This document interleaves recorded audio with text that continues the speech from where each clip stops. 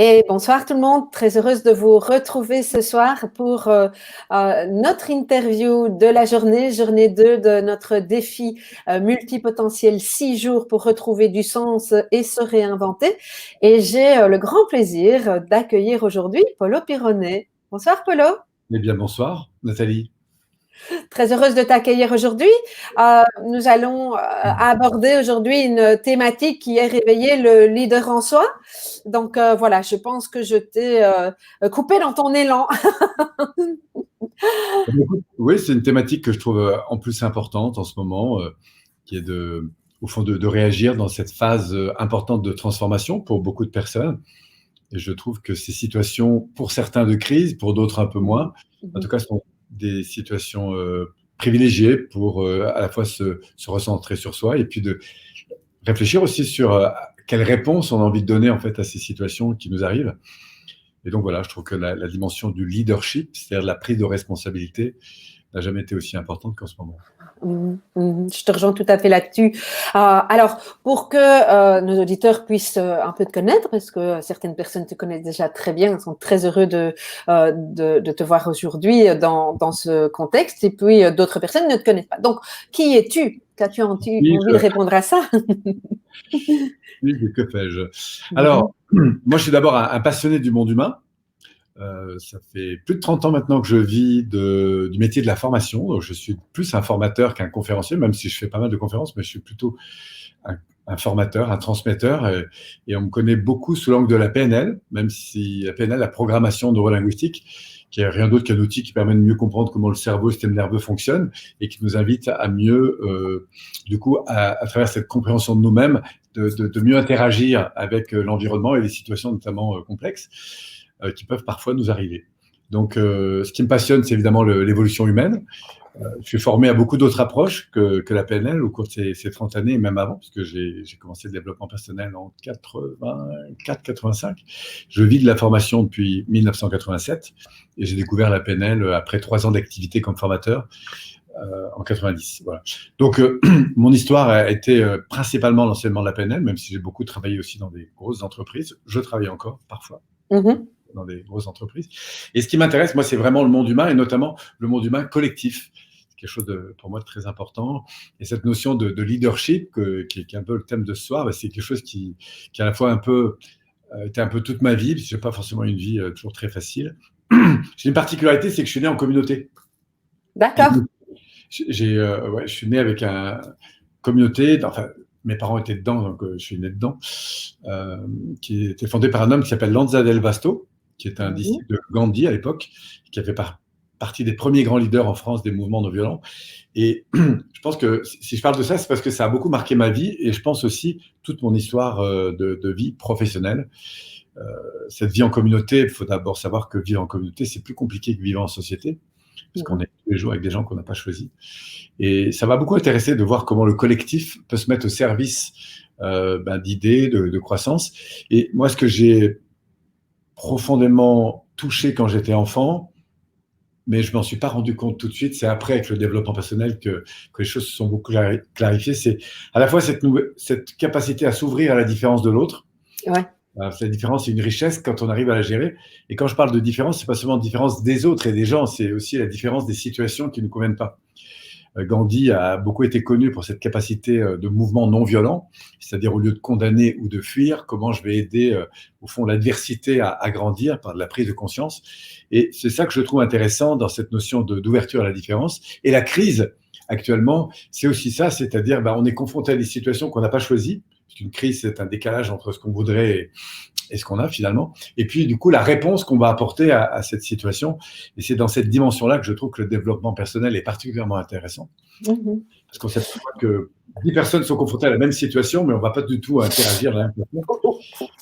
Oui, et puis tu dis être confronté à la différence. Donc, il y a le contexte actuel, et puis par rapport à notre public de multipotentiel, justement, la différence, le sentiment de décalage est particulièrement présent. Donc, c'est un petit peu comme si on parlait de double différence, effectivement.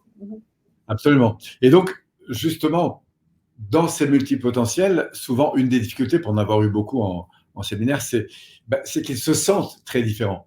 Il y a la différence de l'autre, puis il y a la manière dont moi je vis ma différence et dans laquelle parfois quand j'ai pas compris qu'est-ce qu'est cette différence, c'est un petit peu ton histoire. On faisait une interview il y a quelques temps et t'expliquais que le jour où tu as compris en fait qu'est-ce qui se passait pour toi, bah, tout d'un coup, tu t'es senti comme une pièce probablement différente, mais faisant partie de l'ensemble quand même.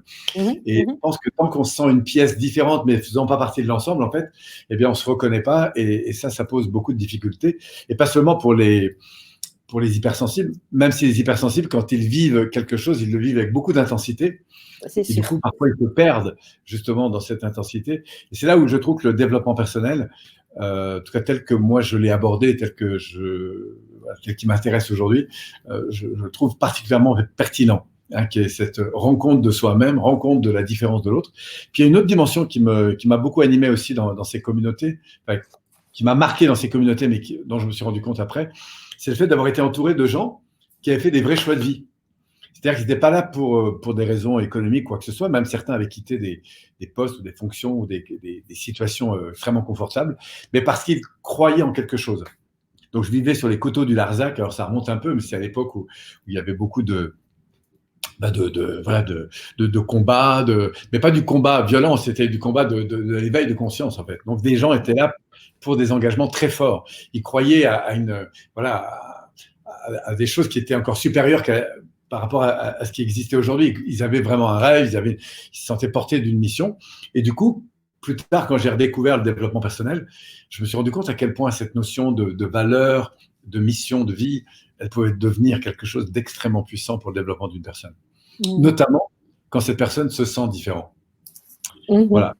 Et donc, du coup, ça m'a intéressé de répondre un peu à ta demande parce que je trouve que le public des personnes qui sont justement hypersensibles, qui se sentent tellement… Bon, moi, j'ai l'impression que l'évolution humaine est telle que aujourd'hui, on a un niveau de stimulation qui est beaucoup plus important qu'avant. Enfin, nos parents n'ont pas eu le même niveau de stimulation et nos enfants auront encore un niveau de stimulation plus grand.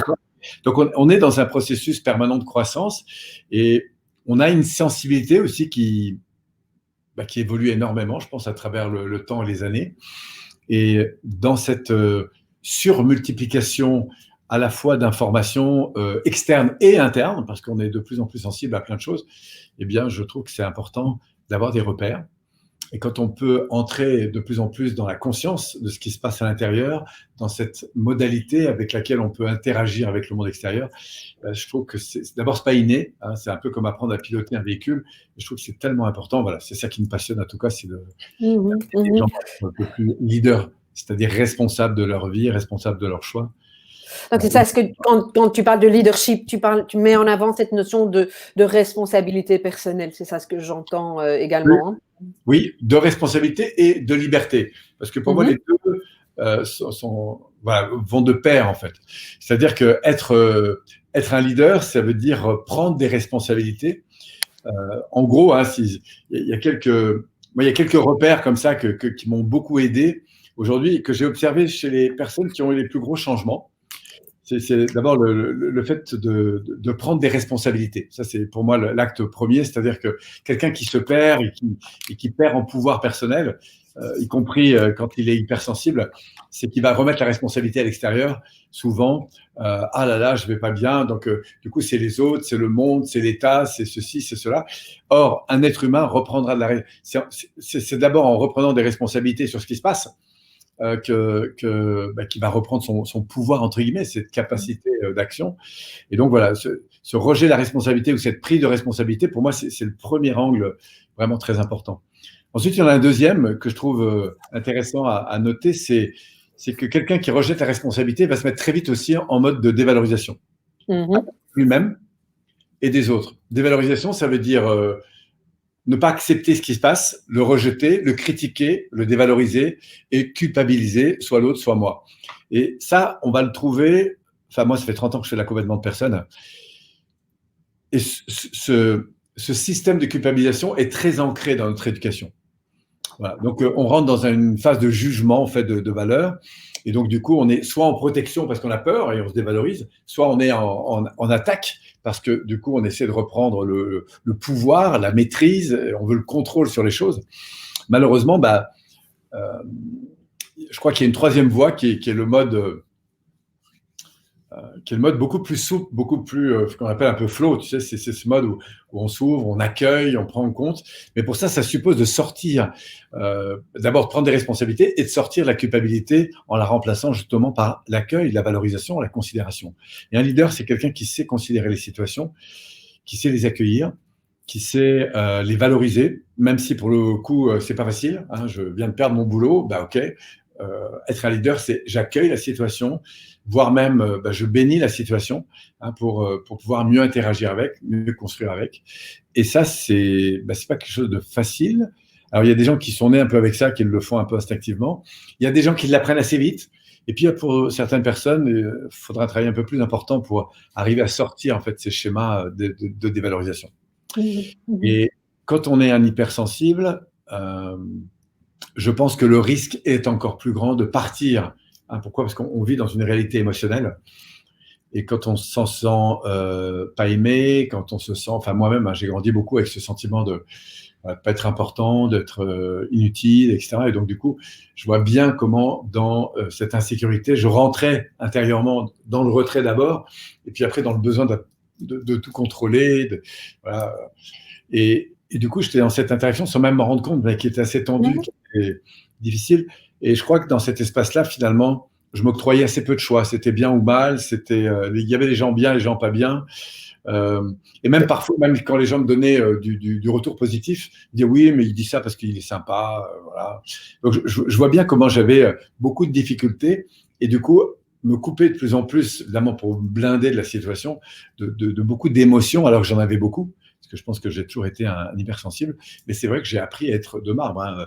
À 18 ans, quand on me demandait, Paul, c'est quoi une émotion ? Je me ressentais un peu comme une poule dans le couteau, quoi. Hein. C'est-à-dire, et pourtant, j'étais hypersensible. Mais j'ai développé une capacité de désensibilisation. Voilà. J'ai bien connu. Donc, non, et donc c'est une spirale, quelque chose qui tire vers le bas. Hein, c'est ça que j'entends. Ce modèle-là, c'est-à-dire sans s'en rendre compte, même, hein, on rejette la responsabilité sur « Ah oui, mais c'est les autres, tu comprends, c'est l'État, c'est les études, c'est mes parents, c'est ceci. » Deuxième chose qu'on critique, hein, c'est la voie suprême pour moi pour la dévalorisation, puisque le troisième strate, ça va être la dévalorisation de soi, ça va être la victimisation, ça va être la plainte. Ouais. Et malheureusement, là, on se coupe encore plus, alors qu'à l'opposé, non seulement on aura accueilli, mais en accueillant, on aura décidé avec cette notion de responsabilisation, d'accueil, de prise en compte des choses, eh bien, on va aller toucher cette créativité, cette capacité à agir. Et c'est là que le leader naît, en fait. Le leader, c'est cette capacité à reprendre la main sur ce qui se passe. Je n'ai pas forcément la main sur tout, mais sur quoi j'ai la main ? Et à partir de là, sur quoi je veux mettre mon focus ? Qu'est-ce que je veux faire grandir ? Qu'est-ce que je veux valoriser ? Qu'est-ce que je veux considérer chez moi, dans l'environnement, que je trouve suffisamment important pour être remis en valeur, remettre de la valeur sur les choses. Ça peut être ce que je vis ici maintenant, ça peut être ce que je vis dans cette situation. Et on voit dans toutes les situations compliquées, c'est vraiment le vecteur émotionnel, ce que j'appelle le coefficient émotionnel, qui va faire une grosse différence, c'est-à-dire cette faculté à remettre l'accent sur ce qui est positif. C'est quelque chose qui se travaille de l'intérieur. Mais donc, en fait, si je le dis avec d'autres mots, c'est le développement de son intelligence émotionnelle. Oui. Alors, on va voir que l'intelligence émotionnelle, c'est un facteur extrêmement puissant, beaucoup plus puissant que le facteur intellectuel, pour avoir travaillé beaucoup dans le secours et avoir été confronté à des situations à stress assez important. On s'aperçoit que ce n'est pas les mieux entraînés qui vivent le mieux, c'est ceux qui ont un facteur émotionnel le plus élevé. C'est-à-dire qu'ils vont garder en eux une espèce de force émotionnelle qui vont faire que du coup, ils vont mobiliser une attention différente, ils vont remettre le focus sur ce qui est positif, ils vont accueillir ce qui se passe et le transformer, ils vont aller chercher à l'intérieur pour trouver des options. Et du coup, au lieu de lâcher prise, ils vont continuer à s'accrocher pour donner le meilleur, en fait, quelle que soit la situation qui se présente. Et c'est ça que je trouve important. On peut le vivre sur un plan physique. Hein, quelqu'un qui est malade, je pense à une amie comme ça que j'ai connue après. Elle avait eu un très très gros accident, elle a mis 3 ans à s'en remettre, et elle avait 2% de chance au moment de survie. Et elle demandait à son médecin comment je vais passer de 2 à 3%, puis de 3 à 4%, puis de 4 à 5%. Et elle a fait ça pendant 3 ans et demi. Elle devait finir paralysée et finalement, elle a retrouvé tout son corps, toute sa mobilité. Ça a mis 3 ans quand même. Mais tout ça pour dire que c'est incroyable comme un leader va prendre la dernière chose qui reste et puis va continuer à accrocher. J'écoutais beaucoup dernièrement des vidéos de Mike Horn, cet aventurier incroyable que je trouve extrêmement inspirant, et comment parfois dans des situations extrêmes, il raconte que si lui s'en est sorti, c'est parce qu'il a toujours cherché à aller remettre son attention sur le petit bout qui allait faire en fait que de 1% de survie, il passerait à 2%, à 3%, à 4%, et même une excitation intérieure. On voit un facteur émotionnel très fort. On parle de mental, mais en fait, c'est surtout l'émotionnel qui est derrière, mental et émotionnel, qui est extrêmement centré sur du positif. Et c'est là qu'on voit l'intelligence de la situation, c'est là qu'on voit la créativité, c'est là qu'on voit… Et c'est ça que les hauts potentiels, pour moi, ont, plus que tout le monde. C'est cette faculté à rebondir. Voilà. Parfois, le risque, c'est qu'ils sont tellement emportés par leurs sentiments, leur sensibilité, parce qu'ils connectent à 1000 choses en même temps, qu'ils gagnent après avoir de la structure et justement mieux comprendre ce qui se passe pour justement réguler, non pas réduire leur sensibilité, mais réguler cette sensibilité. Je suis contente que tu mettes en avant cet aspect parce que beaucoup de personnes disent comment je contrôle mes émotions, comment je fais pour ne plus ressentir, c'est juste pas possible. Par contre, réguler, et Ludovic Leroux, on a bien parlé hier, c'est vraiment quelque chose d'essentiel, entre autres pour pouvoir revenir à sa sécurité intérieure. C'est accueillir, aimer, considérer, et à partir de là, de se dire, waouh, comment je peux rentrer en relation en fait avec cette partie-là. Et c'est cette qualité de relation à nous-mêmes et pas le fait d'être envahi dans le truc qui va… C'est là que je trouve que la compréhension du cerveau, système nerveux, offre évidemment un espace après de liberté de choix. Et comme tu le soulignes très fort, c'est pas une désensibilisation, c'est bien au contraire réouverture à cette intelligence émotionnelle qui pour moi est fondamentale. Oui, je pense que c'est essentiel, je retrouve tout à fait ça. Est-ce que dans ton expérience, parce que tu as parlé aussi, on pourrait appeler ça de la résilience, je mets d'autres mots peut-être pour que les personnes puissent aussi s'y retrouver. Est-ce que on peut bien parler de résilience dans ce que tu viens d'expliquer? Absolument. La résilience, c'est la capacité à redévelopper au fond une ressource face à une contrainte qui était forte. Ça vient des métaux d'ailleurs à l'origine. Et c'est ça qui est extraordinaire, c'est que la vie, elle est faite de bien, de mal, de bon, de mauvais, de gentil, de méchant, de santé, de maladie. La vie. Voilà. Donc, il y a toujours des polarités. Il y a toujours de polarités, il y a des choses bien. Et dans toute situation, c'est ce qu'on apprend dans nos métiers, et on en fait la démonstration, c'est que quelle que soit l'histoire que j'ai eue, aussi violente soit-elle, en fait, elle cache en son sein des ressources qui sont encore plus grandes. Moi, je pense que la lumière est toujours plus grande que l'ombre. Et c'est encore une fois par l'accueil de cette sensibilité, par l'amour qu'on va donner à cette situation, qu'on va finir par la transformer. Malheureusement, je dis parfois que quand l'homme, avec un grand H, aura véritablement découvert la puissance de l'amour, pour la deuxième fois de l'histoire, on aura découvert le feu. Et Dieu sait que l'accélération de la croissance humaine a pris de la vitesse quand on a commencé à maîtriser le feu. Je pense que, alors, il y a déjà des gens qui maîtrisent cette puissance de l'amour, mais on voit des accélérations fulgurantes, des transformations fulgurantes à travers l'amour. Et l'amour, c'est quoi? Ce n'est rien d'autre qu'une qualité d'accueil, de considération. Et puis, parce qu'on est dans cette qualité d'interaction, on va développer une intelligence de co-création et qui va nous permettre de grandir. Et ça, on peut le vivre évidemment avec le monde environnant, mais on va d'abord le vivre avec soi-même. Avec ses faiblesses, avec ses peines, avec ses peurs, avec ses colères. Et c'est cette rencontre à la fois avec soi, dans son émotion ici et maintenant, mais aussi avec l'histoire qui parfois derrière est en lien avec cette émotion ici et maintenant, avec ces drames parfois du passé qu'on va pouvoir aimer et transformer. Et c'est au fond la même chose avec l'environnement, c'est-à-dire que toute situation, si on veut la transformer, de mon point de vue, il faut d'abord apprendre à l'aimer. Et c'est là que je trouve que justement ces personnes qui ont une hypersensibilité, quand elles découvrent cette dimension, waouh, qu'est-ce que ça fait du bien, parce que c'est comme si elles le savaient déjà en fait. Sauf que je ne savais pas comment gérer ce truc en fait. Enfin, en tout cas, moi j'ai connu tellement de jeunes comme ça dans les séminaires, parce que j'en ai eu beaucoup, j'ai plusieurs centaines de personnes par an qui suivent, donc des jeunes, des moins jeunes. Et je vois bien ces profils comme ça qui vivent les choses à 100%, qui passent d'un truc à l'autre, qui ont du mal à rester focalisés sur un truc parce que voilà. Et je vois bien que dans toute cette effervescence, parfois, les gens qui se dévalorisent, et au contraire, c'est tellement important d'écouter ce truc à l'intérieur, de se laisser porter voilà, par toute cette créativité, et au-delà de ça, d'accueillir véritablement, parce que c'est dans cet accueil-là, cette considération-là, que du coup, on reprend la main, mais c'est pas dans le sens contrôlant du terme, c'est dans le sens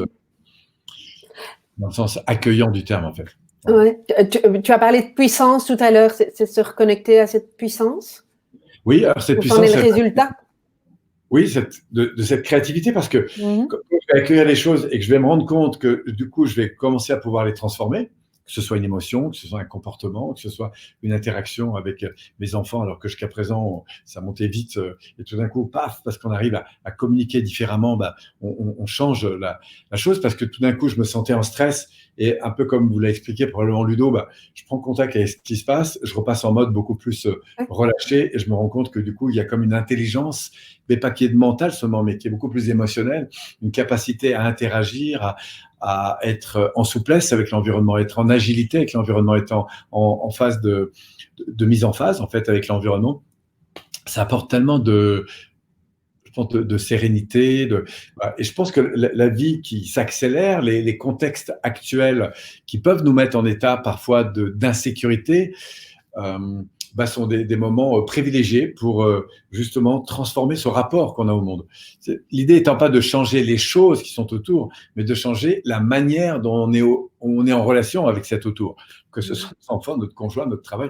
Et ça n'empêchera pas éventuellement faire évoluer l'environnement et de changer l'environnement. Mais la première chose qu'on a à changer, c'est pas l'environnement. La première chose qu'on a à changer, c'est sa relation à l'environnement. Et l'environnement, il commence par l'intérieur.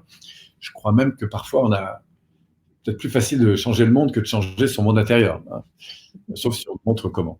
Ouais. Il y a des personnes justement qui disent pas facile quand on est dans un monde de normaux. Moi, j'ai envie de… Il y a plusieurs choses. Tu parles de créativité, peut-être redéfinir ce que toi tu entends par créativité. Et puis, j'ai deux questions.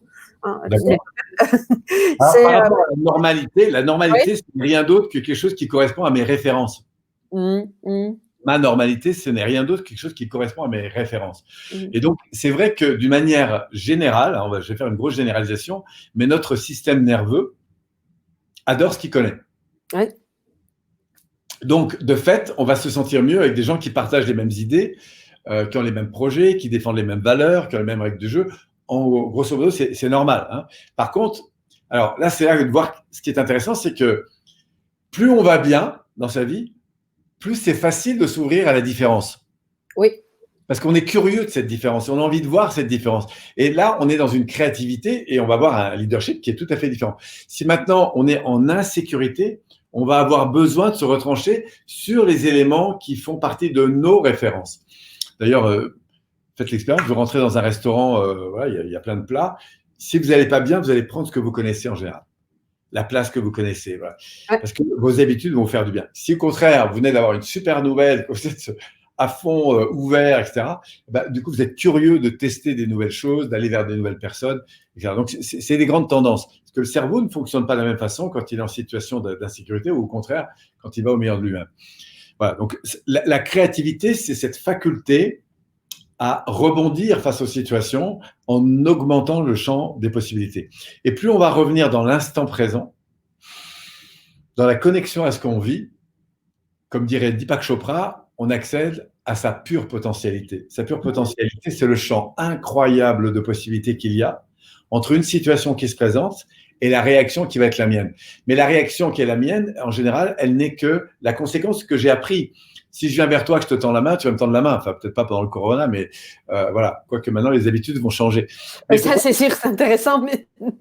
Parce qu'on est fait d'automatisme. On est fait d'apprentissage. Voilà, on voit un feu vert, on s'allume, enfin, on s'arrête. Et quand on va dans les pays très, très différents, faut faire attention parce qu'il y a des codes qui peuvent avoir des sens très différents. Donc, on voit bien à quel point nous sommes habitués, conditionnés, et heureusement, parce que ça nous évite de réapprendre tous les jours. Mais l'inconvénient de ça, c'est que quand on est dans l'insécurité, eh bien, on va chercher à défendre les références qui sont les nôtres, naturellement. Et on a du mal à s'ouvrir à la différence. Donc, on dit que le voyage forme la jeunesse. Pourquoi ? Parce que la diversité des expériences, du coup, enrichit le champ des espaces possibles.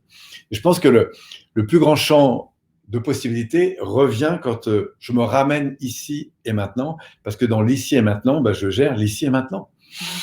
J'inspire, je respire, je me détends, et là, je me aperçois qu'il y a plein de champs de possibilités en fait qui sont là. Et je dis parfois, plutôt qu'agir, il faut d'abord remonter. Enfin, moi, je dis que dans les situations d'urgence, le plus urgent, c'est parfois de ne rien faire, c'est-à-dire de commencer par remonter la qualité de ce que l'on vit pour ensuite interagir de manière plus adéquate. Et on le voit dans les prises de décision, pour avoir fait pas mal de séminaires sur la prise de décision et tout ça, notamment en situation de stress. Moi qui ai appris à gérer des situations de danger, puisque je suis intervenu dans le milieu du secours, dans des situations très, très spécialisées, la première chose qu'on apprend à faire, c'est à ralentir.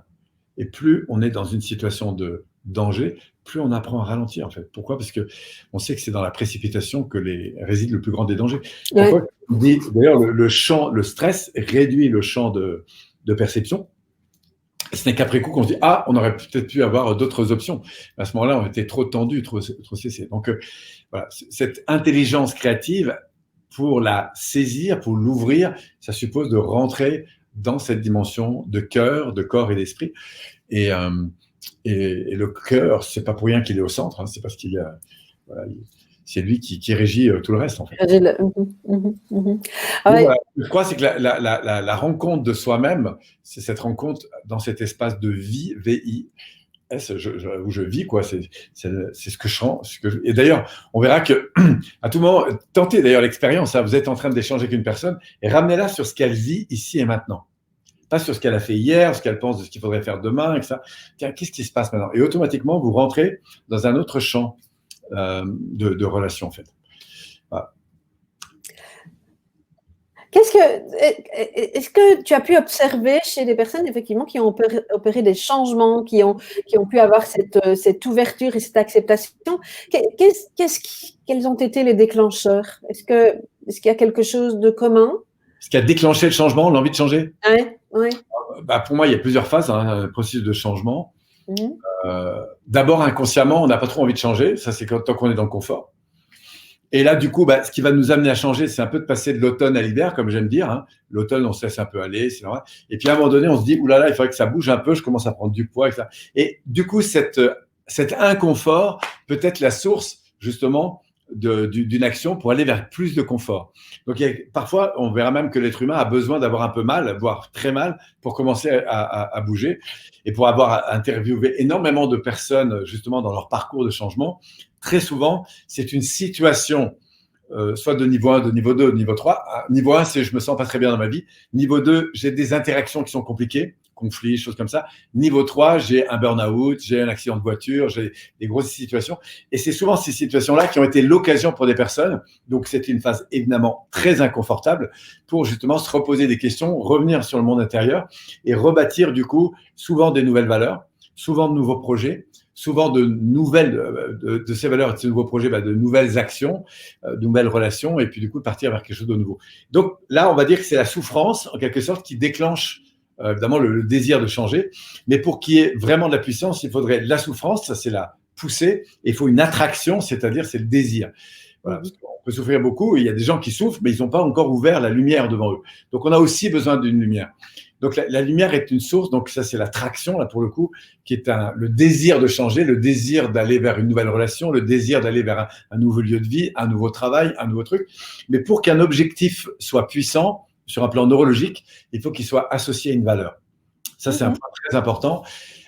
Et on voit des gens qui ont très envie, mais qui ne passent pas à l'action, parce que il nous faut une valeur et il nous faut un projet. C'est-à-dire qu'il nous faut une situation que je perçois dans le futur, et je sens que aller à cet endroit-là, c'est quelque chose qui est vraiment important pour moi. Et comme il y a les deux, du coup, le système nerveux se met en route. C'est ce qu'on appelle être en mission. C'est-à-dire que tout d'un coup, il y a cette énergie qui va arriver, qui va me permettre de passer à l'action. Par exemple, la procrastination, c'est juste de la motivation inversée. C'est-à-dire qu'il y a une partie de moi qui a plus d'intérêt à rester pour l'instant dans le confort, même si je sais qu'intellectuellement, il faudrait que je fasse les choses. Mais je ne l'ai pas connecté au niveau émotionnel. Et encore une fois, c'est notre coefficient émotionnel, Mhm, le mhm. plus mobilisant en fait dans la vie. Voilà, donc on peut avoir envie de changer par souffrance, mais aussi par désir. Et quand on a les deux, ben évidemment, le gap entre ce que je veux plus et ce que je voudrais, ça, c'est évidemment un levier très important de changement. C'est pour ça que le confort, c'est un frein au changement souvent. Hein. Il Oui. faut passer par l'inconfort. Et d'ailleurs, c'est la prise de conscience d'une conséquence inconfortable qui va être un moteur important souvent de changement et donc d'anticipation du changement. Mhm, C'est le mhm. processus par lequel on passe. Tu peux nous parler un petit peu plus de valeurs, peut-être? Absolument.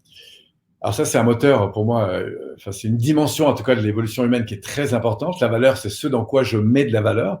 Donc en gros, il y a deux grands axes. Il y a un axe qui est plutôt un axe vertical, parce qu'on est d'abord des êtres humains avant d'être des fers humains. Et puis un axe plus fonctionnel. Et dans notre système un peu éducatif, hein, je veux dire en France, c'est vrai qu'on a beaucoup valorisé le mode fonctionnel. Il faut avoir de bonnes notes à l'école, il faut avoir des diplômes, un bon travail. Enfin, on est très axé sur le faire et sur l'avoir.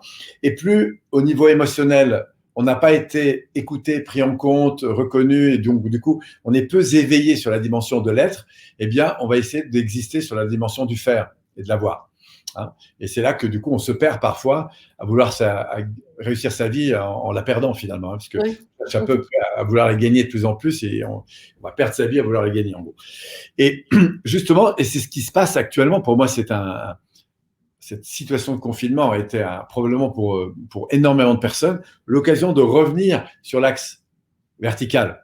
Pourquoi? Un accident, par exemple, de vie ou un burn-out, un truc très important nous ramène automatiquement sur le vertical.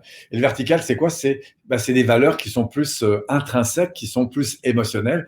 Par exemple, voilà, se sentir porté par la vie, se sentir heureux, se sentir en connexion avec son environnement, avoir envie de contribuer, de donner. Donc, il y a des valeurs qui sont plus liées à l'être et aux données, hein, ce que j'ai envie de partager, qui sont des valeurs plus humaines, d'ailleurs, c'est dans lesquelles je pense qu'on va mettre le plus de richesse.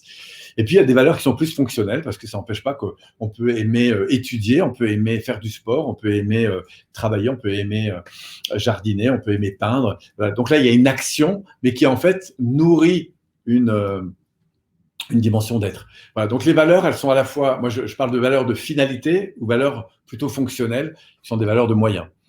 Et quand on travaille sur les valeurs, l'idée voilà, on peut travailler sur les deux champs, mais le plus essentiel, pour moi, la boussole la plus essentielle, c'est cette valeur interne. C'est-à-dire, qu'est-ce qui, au fond, est vraiment important pour moi. Alors, au départ, quand on veut démarrer comme ça, je pense que la première façon pour véritablement mettre au jour ces valeurs, c'est d'aller écouter ses frustrations. Oui. Qu'est-ce qu'aujourd'hui, à quoi j'ai envie de dire non aujourd'hui, en fait? C'est une question que je vais poser au départ quand je ne sais pas trop. À quoi j'ai envie de dire non? Qu'est-ce qui m'a plu avant que je ne veux plus maintenant? Et voilà, à quoi j'ai envie de dire non, en fait. Mais ce n'est pas un non bête et méchant dans lequel dévalorisant. C'est juste dire à quoi je veux dire non. Est-ce que je veux continuer à manger mal? Non, ça, je ne veux plus. Donc, ça veut dire que j'ai une valeur derrière, évidemment, de santé. Est-ce que je veux continuer à avoir des relations pourries avec mes enfants ou mon conjoint? Ça, c'est non. J'ai plus envie de ça. Donc, on apprend à dire non, et apprendre à dire non, c'est grandir, c'est augmenter son niveau d'exigence. Et c'est pas non, je rejette, c'est non à ce qui me convient plus. Donc, du coup, je mets en avant derrière, évidemment, une valeur. La valeur, c'est par exemple la qualité de la relation que je vais établir avec une personne. C'est l'authenticité, la liberté, me sentir libre. Pourquoi? Parce que alors, chaque valeur, en fait, va devenir importante parce que le fait de ne pas la satisfaire, du coup, génère une frustration importante. Donc, heureusement, c'est une bonne nouvelle, si vous avez des frustrations, si ça ne va pas dans votre couple, ça ne va pas dans la vie, ça ne va pas dans votre santé, c'est juste qu'il y a une valeur importante qui n'est pas prise en compte.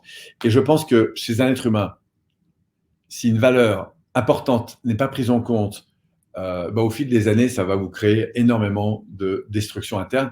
Et je pense que s'il y a autant de gens qui sont malades autour de nous après 50 ans, c'est qu'effectivement, il y a eu très peu de prise véritablement. Ça commence à changer, mais dans l'éducation, on a peu donné place justement à ce que nous vivons, à ce qui est important à nos yeux. Voilà, parce que on a passé le temps. Moi, je me souviens dans mon système éducatif, enfin, je veux dire, toutes les réponses venaient de l'intérieur. À chaque fois que j'ai été évalué de l'extérieur. Ce n'est il y a eu juste une année où j'ai fait ma troisième dans un lycée expérimental. C'est la première fois qu'on me disait, mais Paul, quelle note tu t'attribues sur 20 là, quand tu es en maths? Du coup, ça m'a ramené à me poser des questions que je ne me posais pas avant. Ouais. Du coup, à me rééveiller. Et du coup, à rééveiller ce leader, en fait, qui est à l'intérieur. Et d'apprendre à aller écouter ses propres réponses, de s'appuyer sur ses références internes, ce qui n'empêche pas d'être à l'écoute des autres. Mais je pense que le plus important, c'est de repasser dans ce monde interne. C'est important. C'est quoi mes importants aujourd'hui? Et ça n'empêche absolument pas, bien au contraire, d'être à l'écoute des importants des autres. Et je vais même aller plus loin, c'est que je crois que je serai vraiment à l'écoute des importants des autres à partir du moment où j'ai aussi pris le temps d'aller chercher ce qui était vraiment important pour moi. Et donc, en quelque sorte, si je ne dis pas non à l'autre, mais je me dis oui à moi, en fait. C'est ça que j'entends. Absolument. Alors, ça marche dans les deux sens. Hein. Je peux me dire non, ça je ne veux plus, ça c'est plus acceptable. Ou oui, voilà quoi je. Ou je peux dire non à l'autre, bah écoute, j'aurais aimé, mais tu vois, aujourd'hui, à partir de là, j'ai plus envie, donc c'est non. Ou au contraire, je peux me dire oui à moi. Enfin, on peut le prendre dans un sens ou dans un autre, mais effectivement, tu as raison. Savoir dire non, c'est se dire oui, ou savoir dire oui, c'est aussi parfois savoir dire non. Voilà. Mais c'est cette liberté-là qui, pour moi, est essentielle. Et ça demande de la responsabilité, ça. Parce que grandir, c'est pas ce qu'il y a de plus confortable au départ.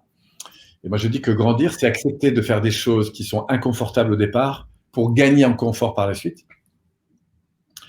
Et se laisser aller, ce qui est le contraire, hein, c'est plutôt de privilégier les choses qui sont immédiatement confortables et qui, comme par hasard, si je continue à les faire, vont me desservir par la suite. Alors, certaines personnes, j'ai lu ça assez bien ces derniers jours, hein, personnes qui me disent, oui, mais si je change ou si je me respecte, qu'est-ce qui va se passer par rapport à l'autre? Je ne suis pas écoutée, je ne suis pas entendue. Alors, je pense que ça, c'est une grande peur humaine. Absolument. Et c'est une grande question et c'est une question importante. Je veux dire par là que oui, c'est important de savoir dire oui à soi, mais après, il y a un contexte à prendre en compte. On peut être une maman et parfois pas avoir envie de faire la cuisine et pourtant, voilà, il faut nourrir ses enfants. Donc, voilà. Par contre, c'est intéressant de réfléchir sur, attends, ce que j'ai en train de dire là, est-ce que d'abord j'ai envie de le vivre? Est-ce que j'ai les moyens de le vivre? Est-ce que c'est important véritablement pour moi? Et s'il y a des moments de frustration, ça ne veut pas dire qu'il faut tout arrêter. C'est comme dans un couple, il y a des hauts, il y a des bas. Et c'est parfois plus vite fait, on a parfois plus vite fait de vouloir changer de personne. Mais le problème, c'est que si on n'a pas travaillé sur ce qui est à l'origine de cette problématique, on risque de reproduire cette même problématique. Donc, moi, je dis toujours que le terrain de jeu dans lequel nous sommes, JEU, c'est le meilleur terrain que nous avons actuellement parce que c'est celui qui est fait pour nous faire grandir. Alors, soit pour changer dans notre relation à cet environnement-là, soit pour faire évoluer cet environnement-là. Et si j'ai envie d'évoluer parce que dans ma relation de couple, ça va plus, c'est pas la peine de passer 20 ans ou 30 ans et de finir avec un cancer. Autant revenir sur l'essentiel. Mais la vraie question, c'est qu'est-ce qui fait que je suis pas heureux? Est-ce que je l'attribue à la faute de l'autre ou à la mienne? Si je reprends la responsabilité de prendre conscience qui est important pour moi et peut-être me rendre compte que le cadre actuel ne répond pas encore à ça, de voir comment je pourrais, dans le cadre actuel, répondre au mieux à cette valeur. Mais si effectivement la personne ne suit pas, lui dire, écoute, tu vois, j'ai été très heureux de partager ces premières années, mais si à un moment donné, on se retrouve plus sur ces importants-là, je te propose qu'on trouve ensemble une solution parce que l'écart que moi je suis en train de vivre, tu vas le vivre aussi. Tu vois. Et c'est ça, prendre en compte sa responsabilité. C'est pas être tout seul, la jouer tout seul, etc. Bon, après, il y a certains cas qui sont des cas d'urgence où là, il est vraiment important de remettre du cadre quand vous sentez que les bornes sont dépassées. Hein. Parce qu'il y a aussi des personnes qui ont besoin d'apprendre. Il y a des gens qui ont besoin d'apprendre à mettre de la relation dans leur vie, de l'amour, de l'écoute, de la considération. Et il y a des gens qui ont besoin d'apprendre à mettre du cadre. Le cadre, donc des limites, c'est ça? C'est des limites. Parce qu'ils ont besoin de. Ils sont un peu trop dans. Vous voyez, c'est toujours une affaire de lien et de loi. Avec soi-même, avec les autres. Si je suis trop dans le lien, je suis dans l'écoute, la considération, je me perds dans le besoin de l'autre. Voilà. Et j'ai besoin d'apprendre à mettre du cadre. Et parfois, j'ai besoin d'apprendre à remettre du cadre. À reprendre ma place, à savoir dire non, à remettre des limites, mais sans pour autant être rejetant ou dévalorisant. C'est là que la qualité de la relation, elle va faire une énorme différence. La qualité de la relation, et je reviens à la qualité de la relation à soi et l'ouverture du cœur. C'est vraiment un rayonnement. C'est l'amour dans tout ça qui va être très important. C'est pas toujours facile. Parce que l'amour, il y a plein d'étages là-dedans. Il y a l'amour possessif qui est je tiens l'autre et je ne veux pas le perdre. Et donc, du coup, je me dis, voilà, si jamais je le perds, ça, c'est de la dépendance complète. Il y a l'amour où je reconnais l'autre dans sa différence. Il y a l'amour où je reconnais l'autre comme étant un élément qui va me faire grandir à travers sa différence. et puis je vais aimer l'autre pour sa différence. Et enfin voilà, il y a plusieurs strates là-dedans qui sont importants à repérer et qui sont au fond une façon aussi d'être en relation avec soi. Ouais, ouais.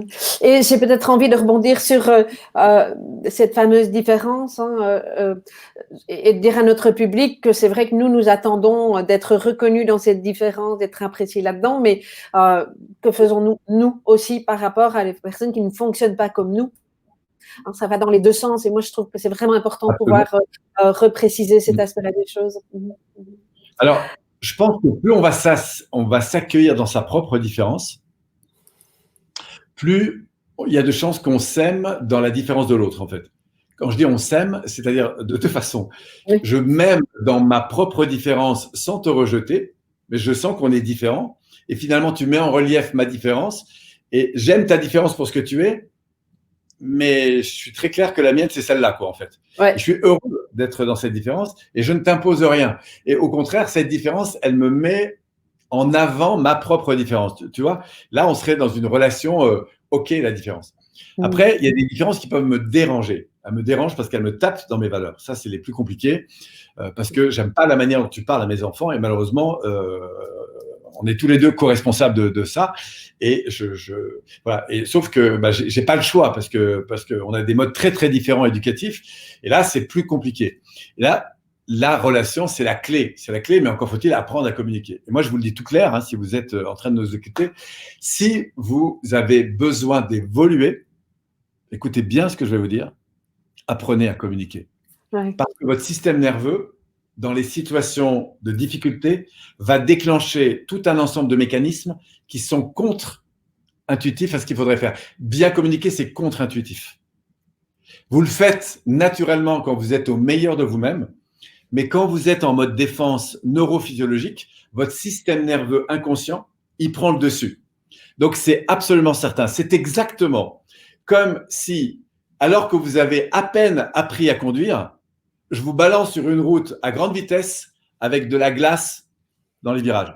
C'est absolument certain que vous allez perdre le contrôle de votre véhicule parce que vous n'avez aucune idée de la manière dont il faut tourner le volant, freiner. Et donc, la peur va vous faire freiner, va vous faire regarder le poteau que vous voulez éviter. Et vous avez toutes les chances. Et pourquoi il y a tant de gens qui sont dans des difficultés relationnelles? C'est parce qu'ils n'ont pas eu l'éducation de base pour communiquer tant avec eux-mêmes avec les autres. Donc, je vous le dis très clair. Si vous avez aujourd'hui des difficultés relationnelles, ne perdez pas votre temps, investissez un peu d'argent, d'énergie pour aller vous former sur des bases de communication.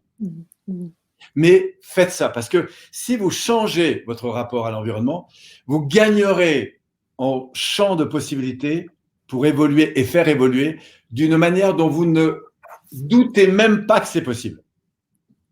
J'ai vu des gens se bagarrer pendant des années, des couples, d'accord, et parce qu'en quelques minutes, ils ont compris ce qui se jouait, se libérer de nœuds relationnels. Ça ne veut pas dire qu'ils n'en avaient plus, mais plus les mêmes, en fait. Parce qu'il y avait des basiques qui étaient acquis. C'est tellement facile de partir à la critique. C'est tellement facile etc. Et tout ça, ce ne sont que des erreurs de pilotage relationnel. Donc, je vous en conjure, si vous aspirez à grandir, vous qui m'écoutez, toi qui me regardes là, je te le dis vraiment droit dans les yeux, investis du temps et de l'énergie, que ce soit avec moi ou avec d'autres. Il y a des tas de gens qui sont compétents, mais investis du temps et de l'énergie pour apprendre à piloter sur le plan des relations avec toi et avec l'environnement, parce que c'est la chose la plus importante. Il n'y a pas un endroit dans le monde, si vous ne communiquez pas bien avec l'environnement, enfin, je veux dire, je vais prendre un sens inverse. Si vous allez en forêt amazonienne, que vous êtes dans un environnement extrêmement dangereux, c'est la qualité de la relation que vous allez avoir, la faculté à vous adapter à l'environnement, qui est votre plus grande chance de survie. Dans une entreprise, dans un couple, avec vos enfants, avec vos conjoints, avec vos parents, avec qui que ce soit, c'est la qualité de la relation que vous êtes capable d'établir. Et communiquer, ça veut dire quoi? Ça veut dire apprendre à accueillir l'information, apprendre à gérer cette interaction pour faire en sorte qu'on rentre dans de la co-construction. Co-construction. Pas moi qui impose à l'autre, co-construction. Mais là, il y a un jeu relationnel qui est exactement comme apprendre à faire l'aïkido. L'aïkido, c'est cet art martial qui permet d'accueillir. Voilà, c'est tout en arrondi, etc. Si un jour vous faites de l'hypnose ericksonienne, qui est pour moi la Rolls, voilà, approfondie.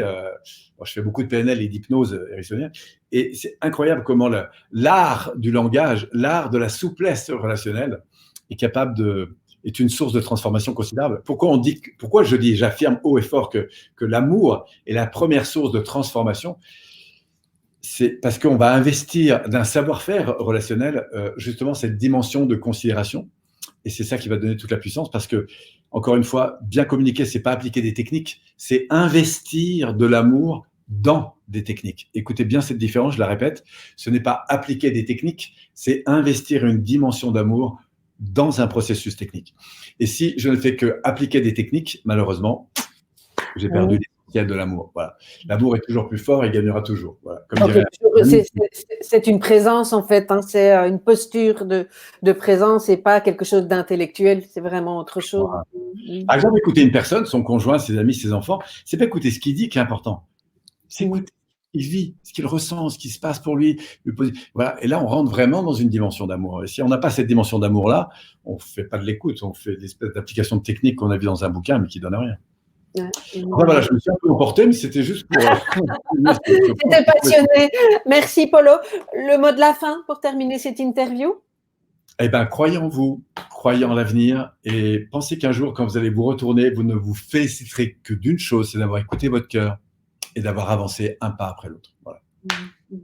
Merci beaucoup, j'étais ravie de t'accueillir ce soir et je te dis à toi et aux personnes qui nous écoutent, à très bientôt. Eh bien, merci beaucoup, merci à tous et prenez soin de vous. Merci.